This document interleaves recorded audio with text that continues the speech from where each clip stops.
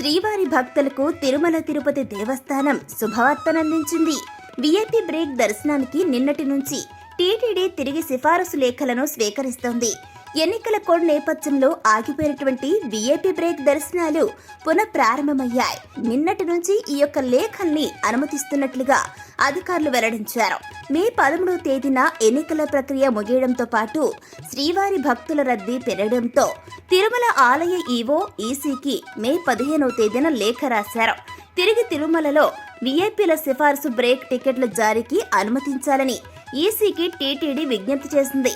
TTD అభ్యర్థనను పరిశీలించినటువంటి కేంద్ర ఎన్నికల కమిషన్ సానుకూలంగా స్పందించింది. దీంతో సోమవారం నుంచి విఐపి బ్రేక్ దర్శనాలు తిరిగి ప్రారంభమయ్యాయి. ఈ దర్శనంలో భాగంగా గతంలో మాదిరిగానే రోజుకు 10 విఐపి బ్రేక్ దర్శనాలు, అదేవిధంగా 10 300 రూపాయల ఎస్ఈడి టికెట్లు జారీ చేయనున్నట్లు అధికారులు వెల్లడించారు. అలాగే ఎంపీలకు 12 విఐపి బ్రేక్ టికెట్లు, ఎమ్మెల్యేలకు 6 చొప్పున విఐపి బ్రేక్ టికెట్లను సిఫార్సు లేఖలపై జారీ చేస్తున్నట్లు తిరుమల తిరుపతి దేవస్థానం అధికారులు తెలిపారు. ఇక ఇదిలా ఉండగా తిరుమల శ్రీవారి ఆలయంలో ఈ నెల 22వ తేదీన నృసింహ జయంతి కార్యక్రమం నిర్వహిస్తున్నారు.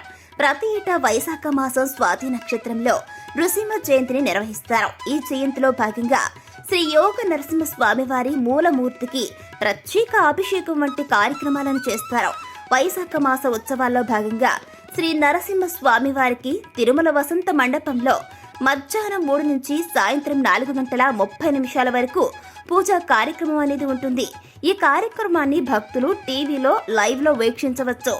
శ్రీ వెంకటేశ్వర భక్తి ఛానల్ ప్రత్యక్ష ప్రసారం చేస్తుంది. వీటితో పాటుగా ఈ నెల 22వ తేదీన తిరుమలలోని తరికొండ శ్రీ లక్ష్మీ నృసింహ స్వామివారి ఉత్సవాలకు స్నపన, తిరుమంచనం, అదేవిధంగా ఆలయ ప్రాంగణంలో పుష్పాంజలి వంటివి నిర్వహించబోతున్నారు.